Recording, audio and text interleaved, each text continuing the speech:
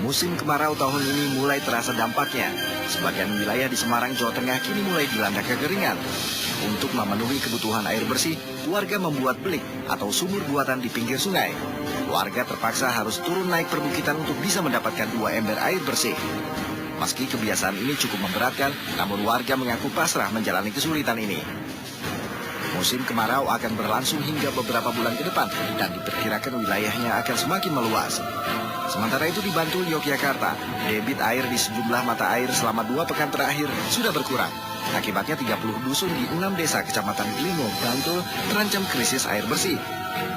Tanda-tanda kekeringan dan krisis air bersih di wilayah Glingo sudah terlihat dengan meranggasnya sejumlah pohon di hutan di kawasan Glingo dan rumput-rumput sudah mulai mengering.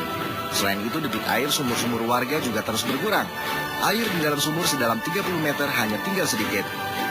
Selain mengambil air dari sumur, warga juga menggunakan air bersih dari PDAM yang ditampung dalam bak penampungan. Namun jika kemarau seperti ini, air PDAM tidak mengalir. Kondisi serupa terjadi di sejumlah wilayah di Kabupaten Kudus, Jawa Tengah.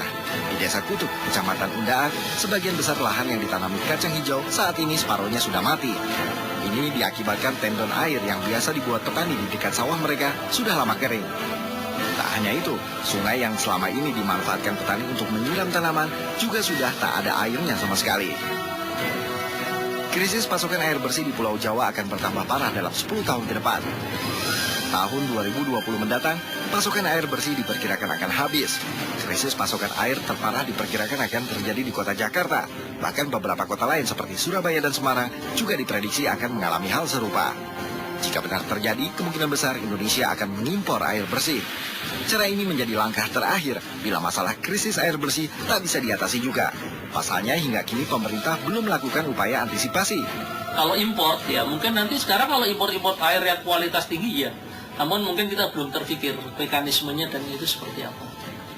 Apakah artinya Indonesia belum mampu Pak untuk melakukan metode recycling ataupun desalinasi yang seperti dilakukan negara-negara lain?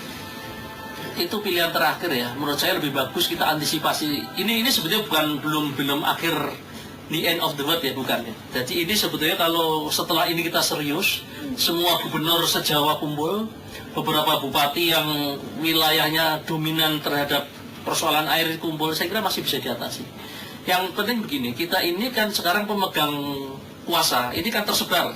Ini yang harus diselaraskan dengan soal pengelolaan das. Ini kan pengelolaan das itu kan suatu bentang alam yang isinya itu macam-macam isi sektor, ini harus diselaraskan jadi satu.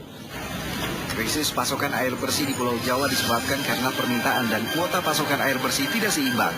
Ini adalah salah satu akibat dari melonjaknya jumlah penduduk secara drastis setiap tahunnya. Selain itu, tata kelola lingkungan seperti das, penyerapan air, dan hutan belum baik. Sebenarnya krisis air yang diperkirakan terjadi pada tahun 2020 bukan hanya dihadapi Indonesia, tapi juga negara-negara lain. Penyebab utamanya adalah penggunaan kuota air bersih di bumi tidak sesuai dengan kuota air bersih yang dikembalikan. Namun Indonesia menjadi salah satu negara dengan krisis pasokan air bersih terparah karena sampai saat ini tidak ada sistem pengolahan air bersih.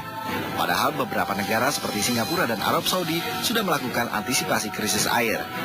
Kedua negara itu menerapkan sistem recycling atau daur ulang dan desalinasi atau pengolahan air laut. Demikian laporan tim Liputan Topik.